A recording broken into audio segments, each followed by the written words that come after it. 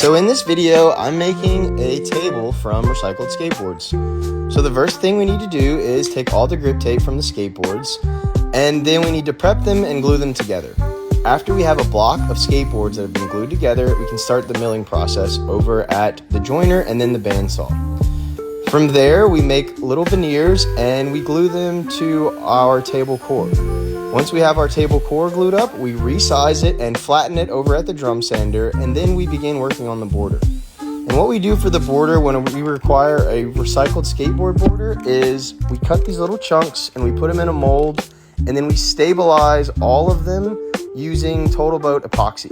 So we just dump Total Boat epoxy on this, and it laminates all of them together and fills any gaps or voids and makes them super strong. From there, we cut the border pieces and begin applying them to the table using Festool dominoes.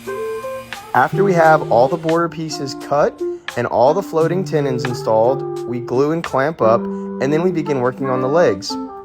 We shape the legs with the bandsaw and the router table, and then we begin installing them by installing threaded inserts into the bottom of the table so that the legs can come on and off for flat packing for shipping, or if the client should ever move. A really cool detail that we like to do here is we route out this little section on the bottom where the hex key goes, in case the client ever wants to take the table apart and move, or if they need to tighten the table legs over time. Once we have the table built, I sign the bottom and I begin a lengthy sanding process. Once we sand the table top, the sides, the bottom, and the legs up to 320, it's time to apply the finish. And for this piece, we're using a wipe-on poly from Minwax. We typically do anywhere from 9 to 15 coats for every table, and we like to sand lightly between each coat to knock down any burrs and to make sure that it's completely smooth. Once we get the table top, bottom, and sides done, we begin working on finishing the table legs.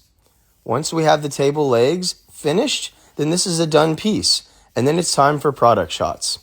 While we were taking product shots for this piece, I couldn't help but admire our work. I feel like with each piece, we get a little bit better and figure out new ways to improve on our products. I can't wait to do more like this for my future clients. Thank you.